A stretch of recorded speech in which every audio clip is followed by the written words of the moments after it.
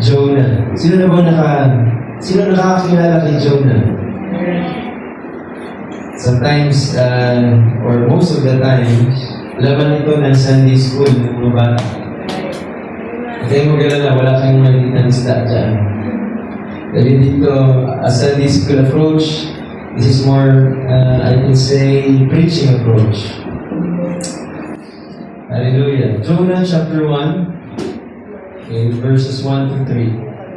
Ang salita nga ng Panginoon ay dumating kay Jonas na anak ni Amitay na nagsasabi, "Bumangon ka, arise. Bumangon ka sa Nineveh. Sa malaking bayan yon."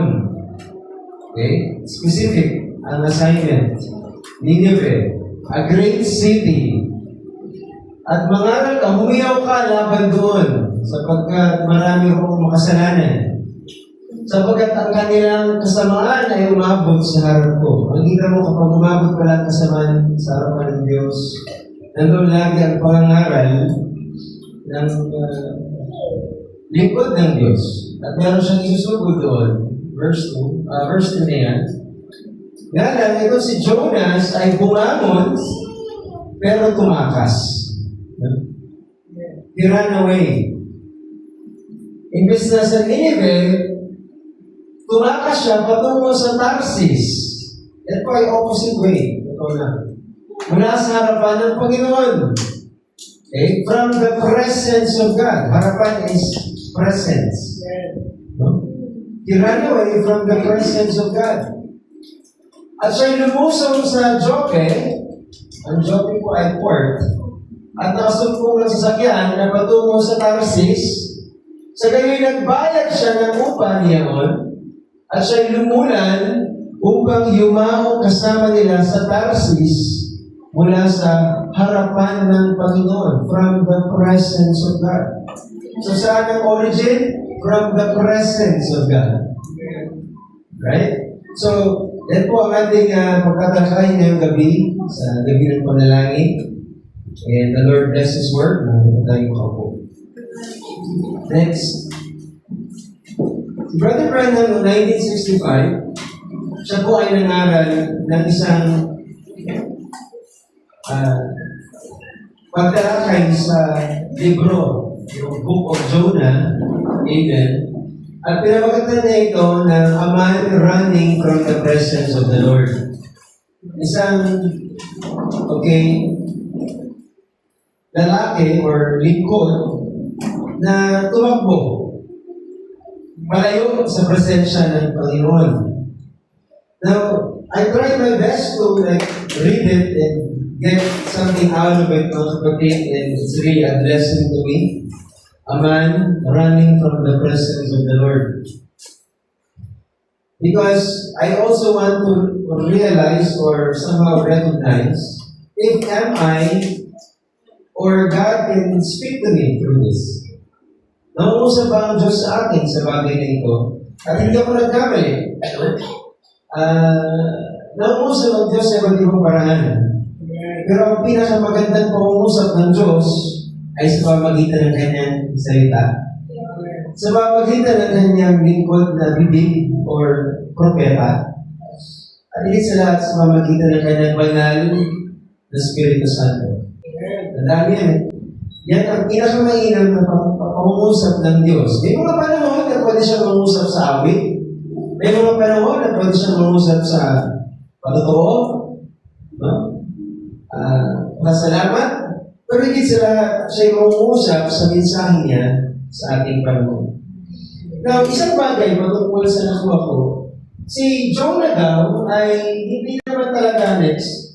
Sabi niya, he's running from God's call kasi meron siyang pagkatawag. Hindi ibig sabihin tumatakbo ang isang tao sa tawag ng Diyos ay nakakatakbo siya or naaalis niya ang kanyang sarili sa presensya ng Diyos. Nirelocate niya ang sarili niya, pero sa totoo lang, hallelujah, na-relocate lang or sinundan lang siya ng bagyo ng buhay niya. Sa totoo lang, pero isang pinangaral ko, naalala ko, Brother Branham, lahat tayo ay haharap ng mga bagyo. All of us, sabi niya, walang exempted. All of us, pag-iiwasan yung echo. Lahat tayo ay dadanas ng storms of life. And ano ulit ang storm? Ito yung magpapakita kung anong pundasyon mo. Pinangarap ko minsan. The storm will reveal your foundation. Sapagkat pag dumating ang bagyo or storm, dito nakikita kung saan nakatayo ang bahay mo. Kung nakatayo ba ito sa bato, o kung nakatayo ba ito sa buhanginan. Now, I can say from the message of the prophet, si Jonah, hindi niya talaga nagawang makaalis sa presensya ng Diyos. Okay? Nakaalis lang siya sa address, pero hindi sa presensya ng Diyos. Bawat hakbang niya papuntang Tarshish or Tarsis, nare-realize niya yung tinakasan niya nandun na ang Diyos. Okay? Habang siya'y nasa bato, nandun ang Diyos. Habang siya'y nasa dagat, nandun ang Diyos. Hanggang siya'y nasa tiyan ng malaking isda, at hanggang siya ay nasa labas na ng wall ng Nineveh after niyang mangaral, naghihintay ang Diyos. Kaya nga bang makatakbo palayo ng tao sa presensya ng Diyos? Kaya mo ba talaga makalayo sa Diyos? Mga kapatid. Because ang buong aklat ni Jonah, mga kapatid, ay nagpapatunay na walang lawak ng lugar, walang distraction, walang disobedience o paglabag sa hindi pagsunod sa Diyos, let's say. Hindi yun sapat o hindi yun malaki na titingnan mo na pwede maging paraan mo para makatakas palabas sa presensya ng Diyos. I will go to the point. Hindi mo kayang makatakas sa Diyos. Kahit na tumakbo ka, hindi mo kayang makatakas sa presensya ng Diyos. Now, dalawang bagay yan. Makinig ka. Pwedeng terrifying truth yan. Nakakatakot isipin yan. Kasi ang isang, dalawa kasi yan eh. Tandaan mo, kapag tumatakbo ang tao, may direksyon yan. Na mamili ka naman ng direksyon na pupunta. Yung direksyon na takot ka, na hindi ka makatakas sa Diyos, o yung direksyon na naku-comfort ka. Kasi kung gano'n, may kasama mo lagi ang Diyos. It's terrifying truth that you cannot escape. But it's also a comforting one to know that God is always there. And God is always there for you. Now, there is a prophet. And sabi ko nga, napaka-clear ng command. Go to, ano yung command? Anong lugar? Nineveh. Okay, sabay-sabay? Nineveh. Nineveh. Specific. At ang response, no. Yung response ni Jonah. Now, tingnan niyo ito Ang responde niya, ayoko. Pero hindi niya tinanggi ang Diyos, hindi niya tinanggi ang pagiging propeta niya. Okay? Pumunta lang siya sa opposite direction nung gustong puntahan, gusto ng Diyos puntahan niya. Bumili lang siya ng ticket papunta doon sa lugar na hindi iniutos ng Diyos. Now, tingnan mo yung verse 3. Okay? But Jonah rose up to flee unto Tarshish from the presence of the Lord. Pumunta siya sa port ng Joppa, nakatagpo siya ng barko, papuntang Tarshish. Binayaran niya yung ticket. Malinaw. Binayaran niya yung ticket. He paid for it. At pumunta siya sa ng Tarshish from the presence of the Lord.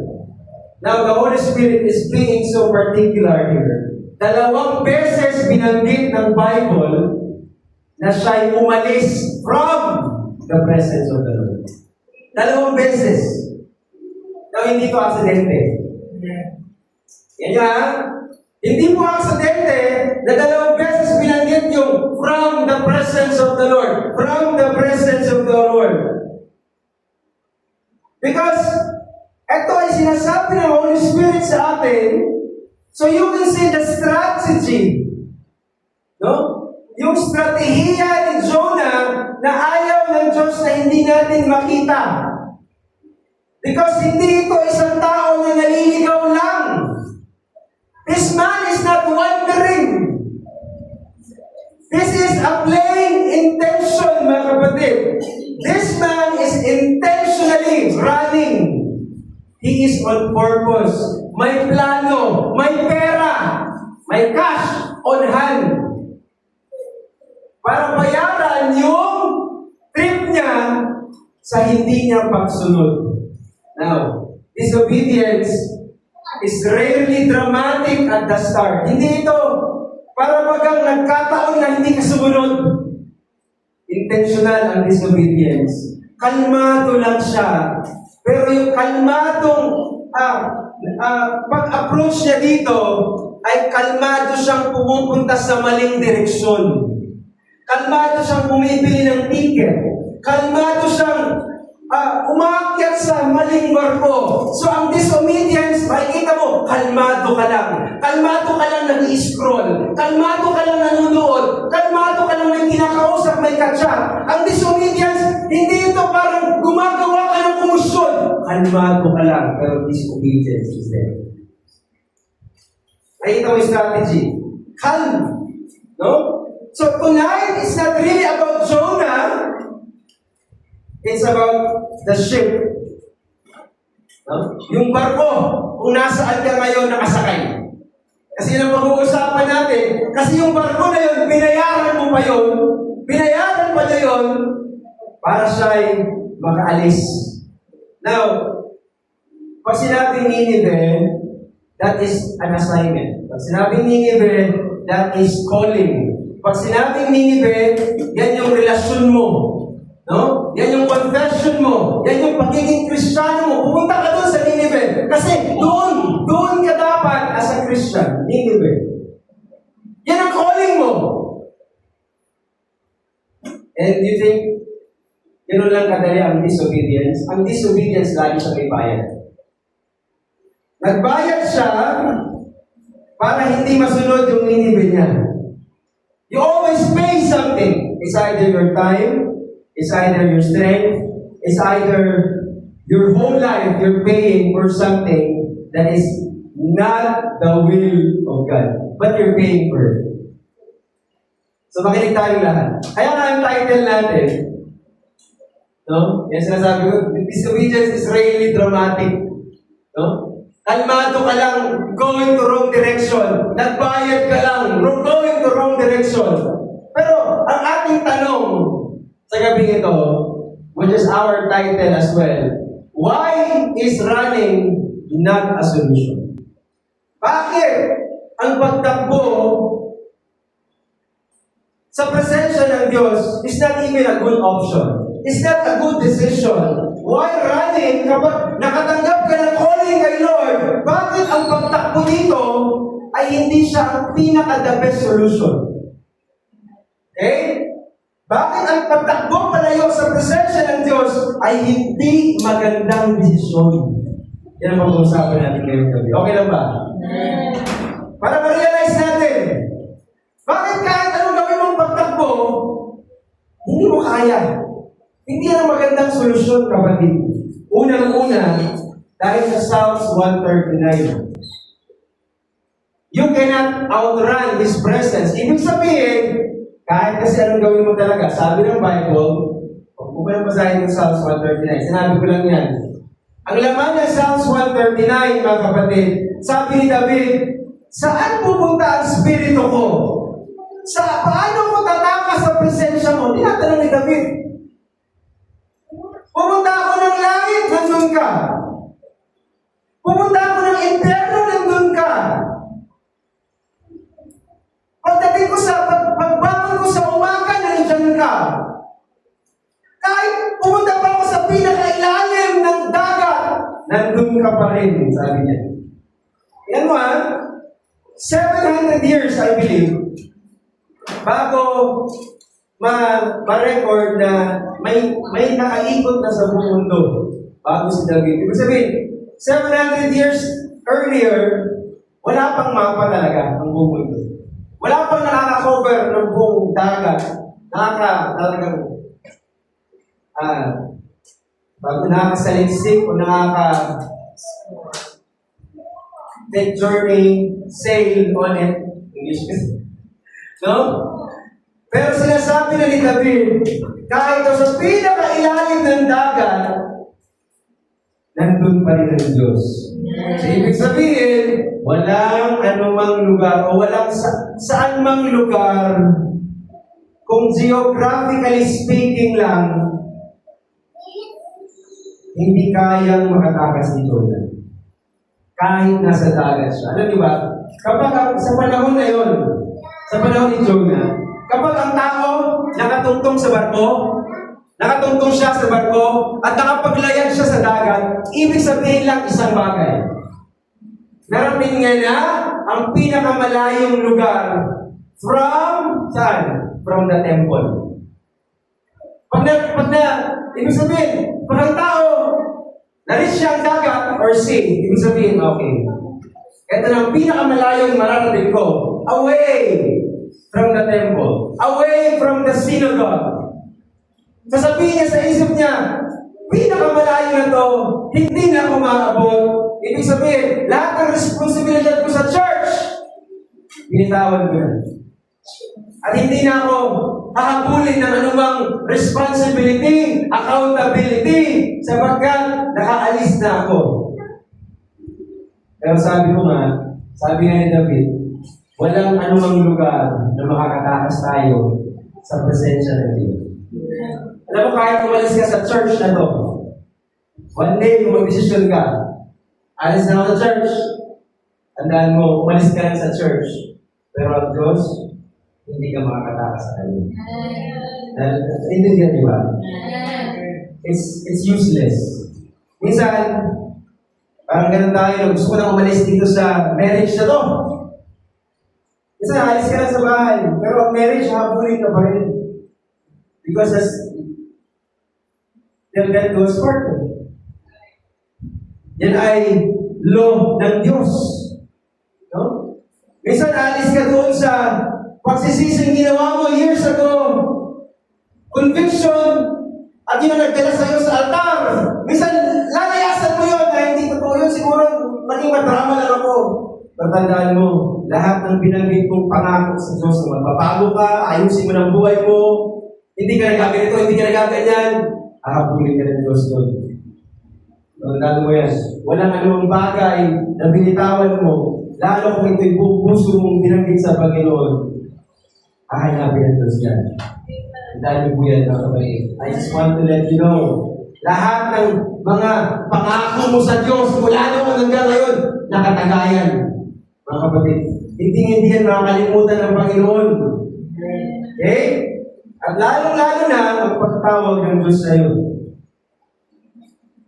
Paano mo lalayuan ng isang persona na kayang punuin ang buong mundo? Sabi lang ni David sa Psalms 24, the earth is the Lord, and all the things about it, all the things surrounding it. So wala talaga tayong natakasan, mga kapatid. Nandiyan ba kayo? Kapag tumakas ka sa presensya ng Diyos, mga kapatid, totoo lang, hindi ito private.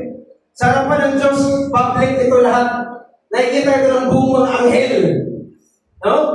Kahit saan ka magtago, madilim, maliwanag, may matang nanonood sa iyo. There's an eye watching you. No? Laging nandyan ang Diyos, mga kapatid. So the only thing that changes, mga kapatid, because sabi ko nga, kung ganyan ang sitwasyon natin, mga kapatid sa Panginoon, kung ganyan ang sitwasyon natin, ibig sabihin, ang Diyos lagi nangungusap. Ano ba? Diyan ba kayo? Ang Diyos laging handang mangusap. Ang Diyos handang laging, amen, makinig din sa'yo. Handa siyang magsalita sa'yo. Siguro, ang tanong na lang, handa ka bang makinig? Kasi kung saan ka man naroon, mga kapatid, hindi solusyon ang pagtakbo sapagkat hindi natin kayang takasan ng Panginoon. Una. Pangalawa, running is not a solution because running never cancels the call. Hindi ibig sabihin tumakbo ka, nakansila ang tawag ng Diyos sa iyo. Nakansila ang pangungusap o kaya pagpili ng Diyos sa iyo. Ito ba kayo? Meron ako sa cellphone ko na blocker. Strange call blocker. Alam niyo yun? Pag hindi kilala ng cellphone ko yung number, hindi ito papasok, magbablock na siya.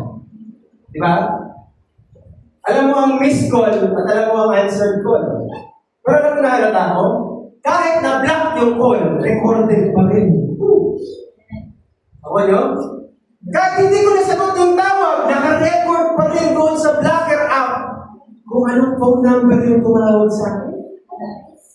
Alam mo yun? Hindi talaga nakansila yung call. Hindi ko lang sinagot gamit yung app. So running away from God, you never really cancel the call. The call stands at front of God. Hindi nawawala, tinawag ko yan, hindi ako nagkamali. Sinasabi ng Panginoon sa kanyang sarili.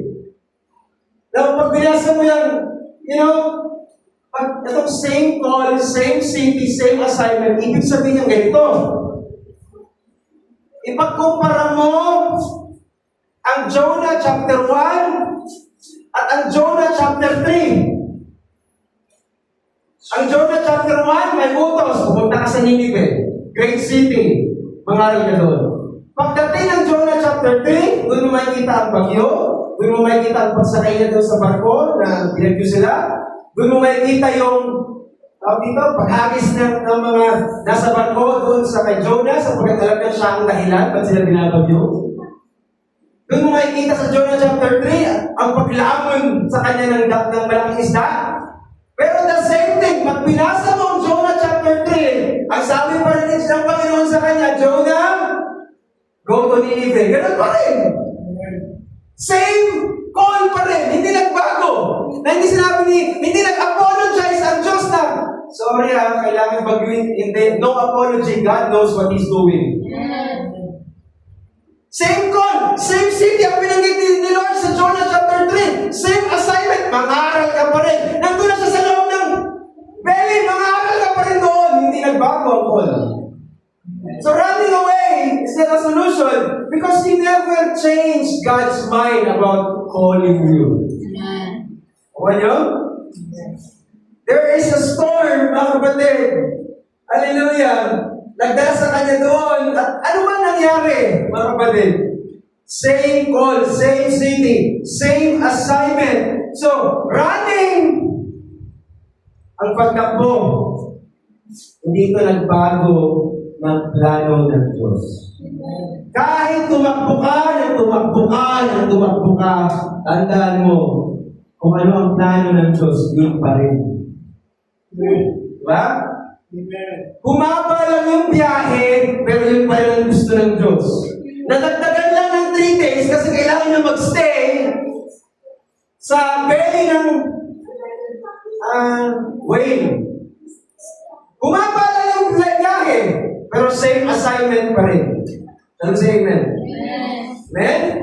So, alam mo gusto ko sa part na to, napaka-pasensyoso ng Diyos. Sabi nga ni Sister Tay, napaka-pasensyoso ng Diyos. Kasi, ang sabi ng Jonah chapter 3, pag binasa niyo po yan, and God called the second time. Woo! Ano yung sabihin nun? God called the second time. Hindi nagbago ang pagtawag ng Diyos. Sa talagang hindi siya obligatong gawin yun, pero tandaan mo, ganito ang sitwasyon. Yung unang tawag niya sa'yo, madali lang, walang problema. Pero pag tinawag ka niya ulit, may bagyo na. may unos ng kasama. May paglamon na ng balyena.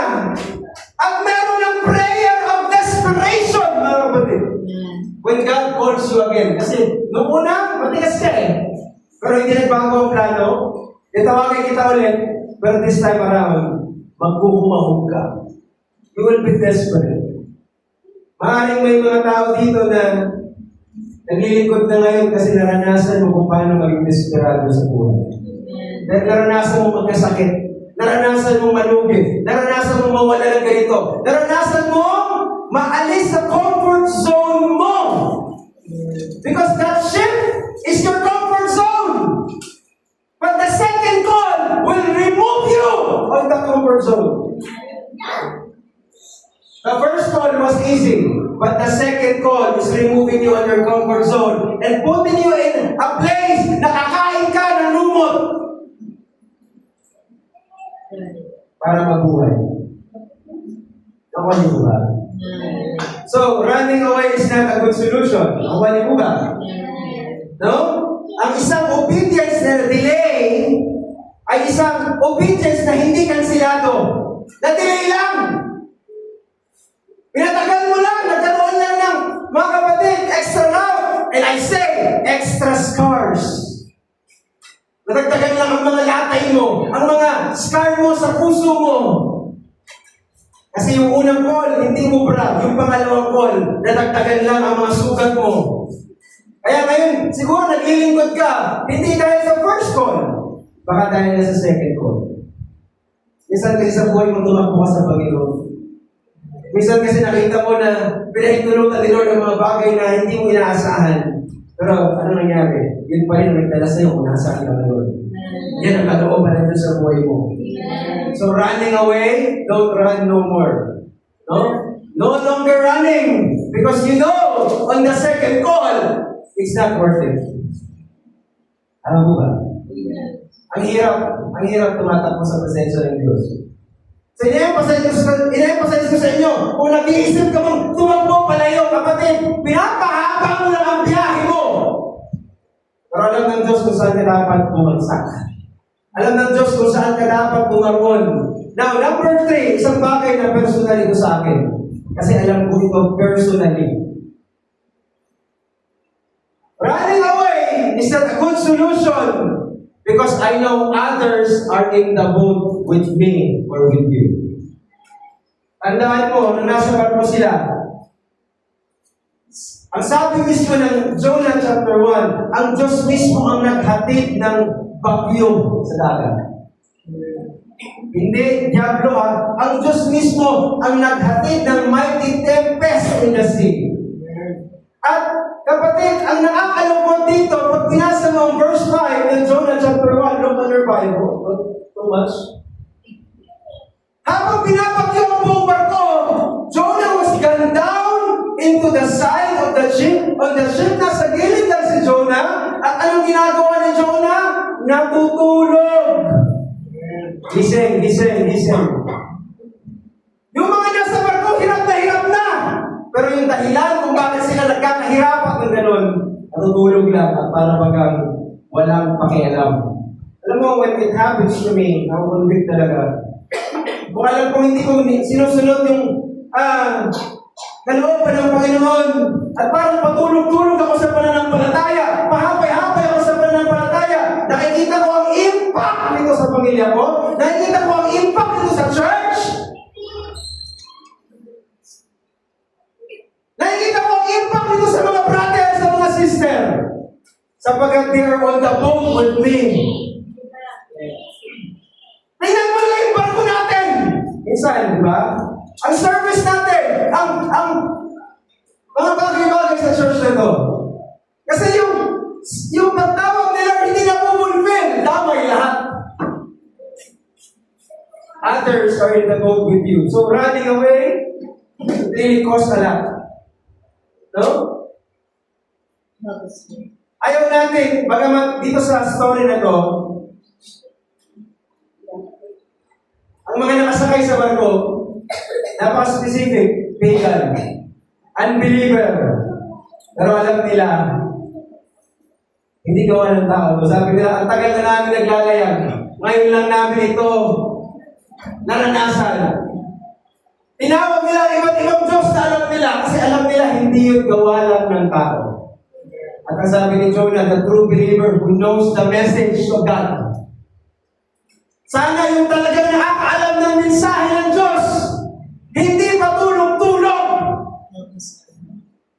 Tumayo siya at sabi niya, ako po ang dahilan. Ihagis niyo na ako. Ihagis niyo na ako. Nobody sings alone and nobody runs alone. Kapag tumakbo ka, may dinamay ka. Alam mo yan sa buhay ni Brother Brandon? Diba? He ran away from the assignment. Ang sabi ng Diyos sa kanya, mangaral ka sa mga taga-Pentecost. Nung nagpaalam siya sa kanyang mother-in-law, pinigilan siya. Sabi niya, saan padadali ng anak ko? Mangaral? Papakainin mo siya ng mga ganyan?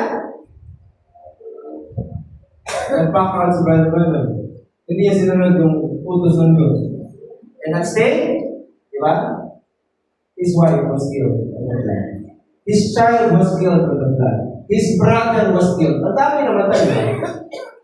Alam ni Brother Brandon yun? Why? He didn't follow God's order. Ganun katindi. Sinasabi ko yun lagi sa pamilya ko.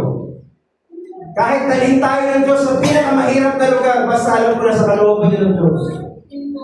Kasi naman, nandun ako sa isang lugar na wala sa kalooban ng Diyos, at dadamay ko pa kayo. Huwag mo idadamay mga kapatid, because nobody sings alone, hindi ka nag-isa. Pag gumawa ka ng isang, pag hindi pagsunod, dinadamay mo, kapatid, ako na sa barko, kasama mo. So, you have to really think about it. Running away is not a good option. Running away is not a good solution. It might be your family, it might be your co-worker, it might be your spouse, it might be your children, but I tell you, it's so hard to be on the ship with a disobedience on the board. Na merong hindi pagsunod mga kapatid. Because, ayaw natin magising sa isang umaga na binabagyo na tayo ng Diyos. Dahil sa ating hindi pagsunod. Ano ba kayo? That's why we need to pray tonight. Lord, kung meron man ako hindi pagsunod, at kung meron man, Lord, na for a long journey, hindi ko nasusunod, patawarin ko kami. Kasi, number 4, sabi niya, reason number 4, bakit ang pagsunod, ang pagtakbo ay hindi isang magandang solusyon. Because, akala ni Jonah, ang Nineveh ang problema. Nandoon ang bagyo sa Nineveh. Mahirap ang buhay sa Nineveh. Yung iniiwasan yung bagyo doon sa Nineveh, ay dinala ni Lord mismo doon sa safe place niya kuno. Okay? Akala niya, ang daan papunta doon sa Tarsis, yun ang safe route para mabuhay. Ang di niya alam, baliktad. Yung akala niya pinakadelikadong lugar. Kasi pinaniwala ni Brother Branham, ang Nineveh, puno-puno ng pikan. Puno-puno ng mga barbarians. At talagang pumapatay ng tao. Sabi niya, ayaw ko dyan. Akala ni Jonah, ang problema ni Nineveh. Iniiwasan niya ang magiging problema niya sa Nineveh. Kaya pumunta siya sa route ng Tarshish kasi alam niya, kampante siya, safe doon. Pero baliktad. Ang akala niya, babagsak, lulubog siya sa Nineveh. Mamamatay siya sa Nineveh. At akala niya, sa Tarshish, maganda ang buhay niya, maganda ang takbo ng buhay niya. Pero baliktad. Doon sa inaakala niyang safe way, yun pa ang pinakadelikadong naging paglalakbay niya sa buong buhay. Ang tindahay ko. Huwag mong isipin na akala mo safe ka na dito sa takas-takas para patakbo-takbo. Akala mo safe ka. Gugulatin ka ng Diyos. Diyan ka pala hindi safe. Mas safe pa rin, saan? Sumunod sa kalooban ng Diyos. Diyan ba kayo? Mas safe pa rin. Akala mo, hindi ka kampante. Akala mo mahirap. Pero basta alalaman mo, nirevil ng Holy Spirit sa'yo, yan dapat ang route mo, mahirap man,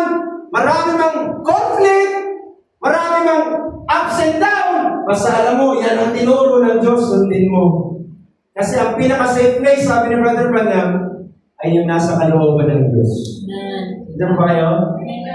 Gusto mo ba? May panglima pa.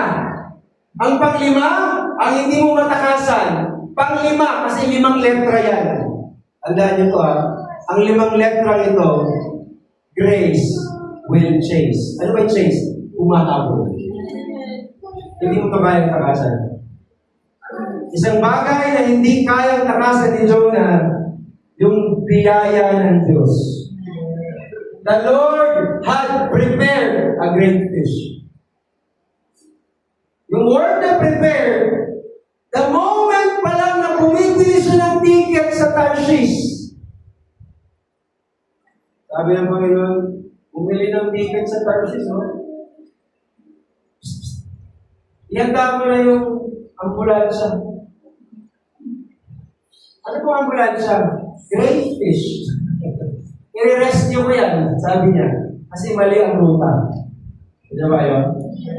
Kasi ang grace will prepare you to anything wrong in your life. Diba ba yun? Makikita mo na biyaya yan ng Diyos kasi mali ka na, ni-rescue ka pa. Alam ng Diyos, itatapon siya sa dagat at ikamamatay na yun. Pero ang Diyos, nag-prepare ng rescue vehicle. Prepare! Ibig sabihin, kapag may nasidente, may nakapreparado na isang vehicle na ang pangalan ambulance. Bakit? Hindi ito katulad ng ibang van.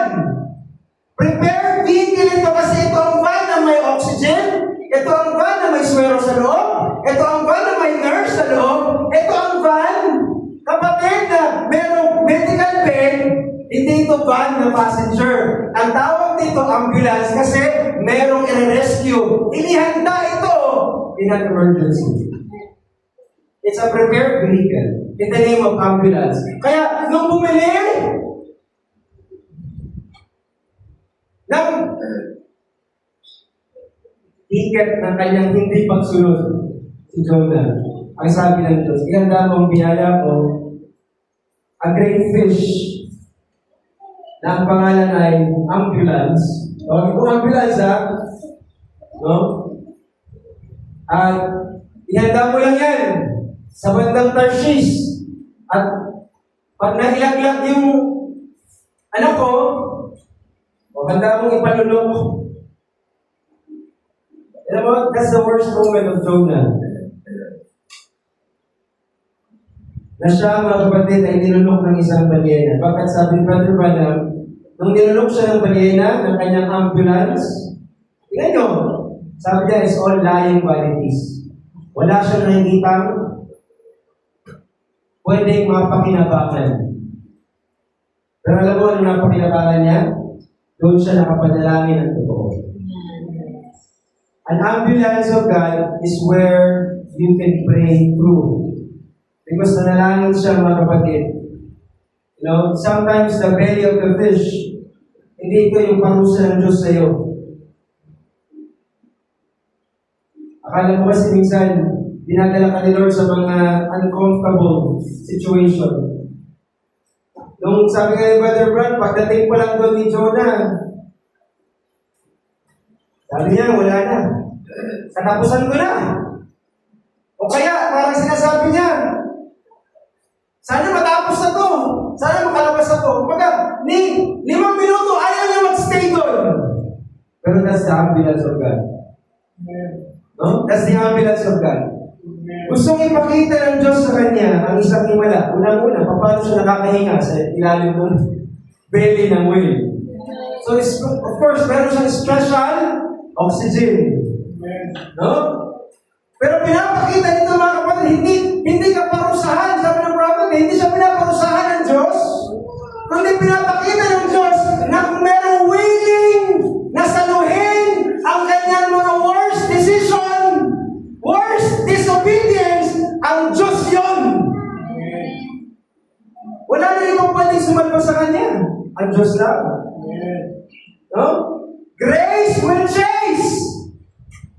Sa lahat ng pagkakamali mo, kapatid, Sino ang nag-unawa sa'yo? Sino ang talagang umunawa sa'yo, mga kapatid? Habang sinasabi ng prophet, habang humihinga ka, sinasabi niya, manalangin ka. Hindi manalangin ka para huminga ka. Hindi! Desisyon ng Diyos na huminga ka. So habang huminga ka, sinasabi niya sa loob ng belly ni Jonah, sa belly ng whale, nandun si Jonah, Jonah, humihinga ka pa ba? Yes! Eh di manalangin ka! Hanggang hinayaan ka ni Lord na huminga, may pag-asa pa.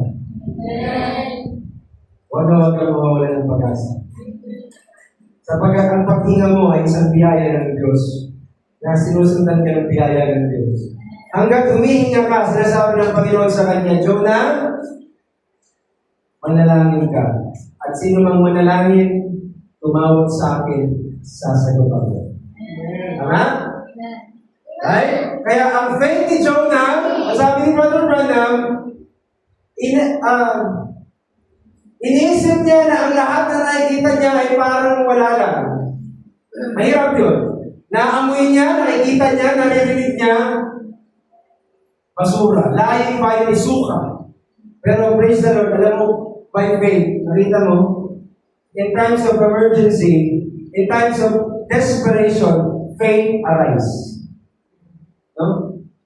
Talagang kumailan lang ang pananampalataya ni Jonah at ang tinignan niya hindi yung suka, hindi yung mga sintomas niya, kung may sakit ka man ngayong gabi. Sinasabi ni Brother Branham lagi ko katulad ni Jonah, hindi niya tinignan ng mga suka. Sabi niya, mga sintomas. Ang tinignan niya yung templo ng Diyos. Ang pangako ng Diyos. Ang tinignan niya yung katawan ng Panginoon na nagkalatay-latay. At sa mga latay na yun, ikaw ay pinagaling, sabi niya. Kaya sabi ni Brother Branham, you cannot hide a saint from his prayer. Sabi niya. Right. Directly from the message. Hindi mo pwedeng itago ang isang banal sa isang tunay na panalangin. Kaya lalo pag nandiyan siya sa kondisyon na hirap siya, doon talaga siya mananalangin ng totoo. So, you can say, grace will change, and we praise the Lord for this. Ilang beses tayo sinundan ng Diyos sa ating pinaka-worst, as worst me, worst you, but grace, nadugsong niyan, chase. Ahabulin ka niya. Mercy and goodness will follow you all throughout your life. Now, itong 6, isa itong palaisipan. Wala ko tayo magkapos. Running is not a good solution when God calls you. It's not a good solution because you can obey and still be running. Paano ba ito, Pastor? Kasi pag tinasa mo ang Jonah chapter 4, Jonah chapter 3, nag-preach si Jonah. Di ba, niluwag siya ng malaking isda na para pag sumisimbolo sa kanilang Diyos. At ang iniisip ng mga taga-Ninive, suko siya ng Diyos. Gusto ko naman. Nangaral siya, binigyan ng 40 days sa Ninive para magsisi. At alam natin nangyari, nagsisi ang Ninive. Praise the Lord. Pero pagdating ng Jonah chapter 4, pag binasa mo yan, wala yan dyan, sabi niya, but it displeased Jonah exceedingly. And he was very angry. Nagalit si Jonah. Nagalit. Yung mga, nangaral siya. Una, nag-pray siya sa belly. Niluwa siya ng Diyos. Niluwa siya ng malaking isda from the belly. Pagkatapos, pagluwa, ginawa niya ang utos ng Diyos. Nangaral siya. At nung nakita niya, nagsisi ang buong Nineveh from old to the youngest. Nagalit siya. At pinalikan niya yung unang pagbili niya ng ticket. Pinalikan niya yung unang punto na bumugot siya sa bulsa at bumili ng ticket. Ito yung sinasabi ko sa iyo nung bumibili ako ng ticket, Lord. Nung nandun pa siya sa presensya ng Diyos, bumibili ng ticket. Papuntang Tarshish, sabi niya, alam ko kasi, mahabagin kang Diyos, maawain kang, slow to anger, God. Sabi niya, hindi ka pa madaling magalit. Alam ko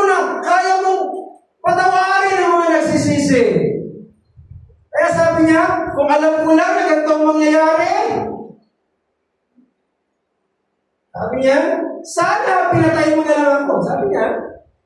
At walk out siya, labas siya dun sa ginibe, sa labas ng wall. Sana pinatay mo na lang ako, sabi niya. Mas mabuti ba pinatay mo na lang ako? Bakit ganito ang attitude ni Jonah? Kasi ganito, paniwanan ko sa inyo. Ayaw niya kasi na maligtas ang Nineveh. He doesn't want it. Ang gusto niya, maparam, ma-wipe out ng Diyos ang Nineveh. Tignan mo, ang tao pwedeng lumakad ayon sa gusto ng Diyos, pero ang puso hindi isinuko sa Diyos. Kasi pinapakita dito ni Jonah that yes, he obeyed, but his heart disagreed with God. Diba? Ang tao pwede siyang sumunod palabas. I'll do what you said. But it doesn't mean I trust your decision. Okay? Ang Jonah chapter 4, geographically, outwardly sumusunod siya. Nineveh. Pero ang puso niya, nasa Tarshish pa rin. So, pwede ang tao, nasa church sumusunod, pero spiritually, wala talaga sa church ang tama or pusong sumuko, mga kapatid. So, you have to be aware on that. Nung Jonah 1, literal, sinabi niya, hindi ako pupunta, Lord. Pero Jonah chapter 4, Jonah 3 and 4, sige, pupunta ako. Pero hindi ibig sabihin, sumuko ako sa iyo. Ang dami na sa church, nandito sa church, pero hindi talaga sumuko sa Diyos. Ang dami naglilingkod, ang daming sinasabi na, Lord, ganito ako, ganyan ako. Pero the truth is, Tarshish ang nasa puso niya. Dapat sa kalooban niya. Kapatid, hanggang kailan mo gagawin yan? Because you're still running away from the presence of God. Galit ka pa rin. Hindi ka pa rin satisfied doon sa outcome, kapatid.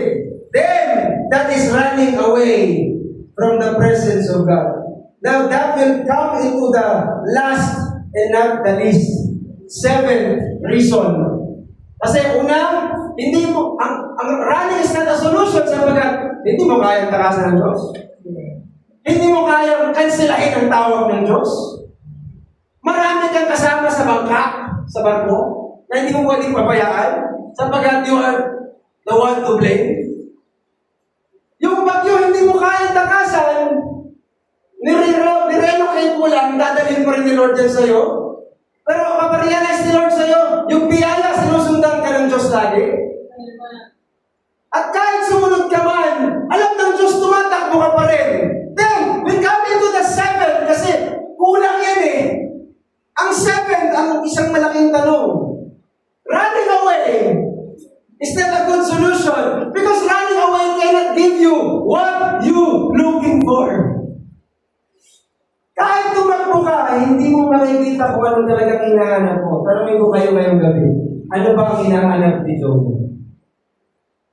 Para matapos natin ito at 7:30 na. Bakit siya pumunta sa Tarshish? Ano bang hinahanap ka doon? Hinahanap pa niya barko? Hinahanap pa niya, mga kapatid, magandang church? Reality check. Tandaan mo ha, nung pumunta siya sa Tarshish, ang natagpuan niya, barko, storm, takot kasi nilaglag ka ba naman eh. Natagpuan niya, malaking isda, at kinonfront siya ng Diyos na nilaglag ka doon sapagkat kasalanan mo to, at lalamunin ka ng isda. At 3 days of darkness, yan ang mga nakuha niya. Tingnan mo ha, nung tumakbo siya, papuntang Tarshish, hindi niya nakita yung hinahanap niya. Ang hinahanap niya, one thing, freedom. Freedom. Sabi mo, freedom. Anong freedom ito?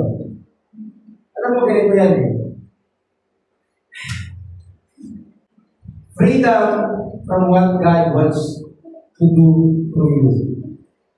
Gusto niyang makahanap ng isang lugar at tumistansya para hindi niya na masunod kung ano mag-iutos ng Diyos sa kanya. Kasi alam niya prophet siya. Hinahanap niya isang lugar na kung pwede, ano mang iutos ng Diyos, hindi ma-reach yung lugar na yun. Yun ang hinahanap niya. Kaya umpisa pa lang, no na siya eh. Is Jonah looking for a city? Tarshish? Yung ba talaga hinahanap niya? I don't think so. He was looking for a life. Kaya nga hindi ito about book of Jonah. It's about life of Jonah. He was looking for a life where he didn't have to do what God told him to do. Yan ang hinahanap niya. Kasi maraming ipapagawa ang Diyos sa'yo. Marami! Pero hahanap ka ng church na pag may pinagawa ang Diyos sa'yo, hindi mo susundin. Kaya maghanap ka na lang ng ibang church. Maghanap ka na lang ng ibang pastor. Maghanap ka na lang ng ibang barko. We're running from responsibility that God gave us. Gusto ng Diyos, patawarin mo ng tao na to. Pero ayaw mo patawarin eh. Gusto ng Diyos, gamitin mo ang sarili mo para sa ganitong ministry. Pero ayaw mo paggamit eh. You want to, reject the call. Pero alam mo, no way. There's no way. You know, saan nakuha niyo yung pangarap ngayong gabi? No? Gusto ng Diyos, mahalin mo itong tao na to. Pero hindi ko siya kayang mahalin. Redirection ka ng Lord. Kasi hindi ko kayang face to. Gusto ng Diyos, sumuko ka sa altar. Hindi kailangan ng Diyos ang magandang tinig. Sabi niya, walang ibang kailangan na nasa altar, kundi ikaw. Hindi kailangan ng pera, hindi kailangan ng salapi. Okay, obedience is better than sacrifice. Pero higit sa lahat, ang kailangan ng Diyos, ikaw. Ikaw. You can change your church, you can change your location, you can change your condition, you can change your relationship, you can change your city, and you can change your circumstances. Pero kung ang issue, wala doon. Ang issue, nasa pagitan mo at Diyos. It's between you and God. Yun ang issue. You cannot run from what God is trying to do through you. Yan ang isang reality check. So running away is not an option, mga kapatid. No? Reality, just to conclude this preaching, hindi talaga gusto lang ni Lord iligtas ang Nineveh. Ang gusto ni Lord iligtas, si Jonah. Tama? Iligtas niya si Nineveh through the preaching of Jonah. Pero tandaan mo, God was also dealing with Jonah because Jonah's heart is the issue. How is your heart? Is it running from the presence of God? Well, I tell you tonight, mga kapatid, stop paying on a ticket na mapunta palayo sa kalooban ng Diyos. I want you to pray for a ticket. Not pay, but pray. Kasi na naging ticket ni Jonah para papuntang Nineveh sa tiyan ng balena. He didn't pay for a ticket, but he prayed para marating niya ang Nineveh. So that's why we are on a prayer meeting tonight. Can you pray to the Lord? Lord, I'm here on the altar. I'm here down on my knees. And Lord, deal with my heart. So God is not trying to really just save Nineveh. He is actually saving His very own prophet, Jonah. At alam mo si Jonah, ikaw yan at ako. Wala yung pinagkaiba sa ating mga sitwasyon. Saan barko ko ngayon nakasakay? Palayo? Or isang barko na patungo sa kalooban ng Diyos? Sana kapatid, you know where to get the right ticket. And it's not paying it, but it's praying to get there. So, amen. So that is the preaching tonight. And the Lord reach out to you. Sana nangusap sa iyong Panginoon. At nawa, ito ay maging tunay na realidad sa ating mga kapatid. Reality check lang ng ating mga buhay. God is in control. And we cannot run away from the presence of God. Again, ano kung meron pa yan? One thing, He is gracious, He is merciful, sabi niya, slow to anger, of great kindness. Bakit mo tatakbuhan ng isang Diyos na ganito? At the end, tatanungin kita, kung meron kang gustong puntahan o takbuhan, sigurado ko ayaw mong takbuhan ng isang Diyos na ganito, palayo sa Kanya. Kundi kung ako, magdidesisyon at meron akong nasa tamang katinuan, tatakbo ko sa isang Diyos na katulad nito. God who is rich in mercy. May the Lord bless you tayo natin. Okay. In the background. Bakit natin ang Panginoon? Huwag mo nga. Amen. Pagdamutan ng Diyos sa pagbuti sa Diyos. Hallelujah. Kaya ang background. Lahat tayo inuho sa panalangin. Lord Jesus, salamat po sa iyo. At sa sadaling oras na kong nanalangin, sumabot po kami. Lord, yan mo na kami lahat ay makaluhod na ngayon sa isang dalawang sa aming Lord. Lord, enough on running away. Ayaw na po namin tumakbo palayo sa iyo. Kundi pumunta kung saan ayaw ng Panginoon. Tulungan mo kami, Lord. Ang Panginoon ngayong gabi. Sa lahat ng mga prayer requests ngayong gabi, personal man yan, para sa aming pamilya man yan, para sa aming church, para sa aming mga kapatid. Lord, abutin mo kami sa gabi. Dahil ito, Lord, nabalik namin sa pangalan ng Panginoon sa Kristo. Amen. Pag-pray natin si Brother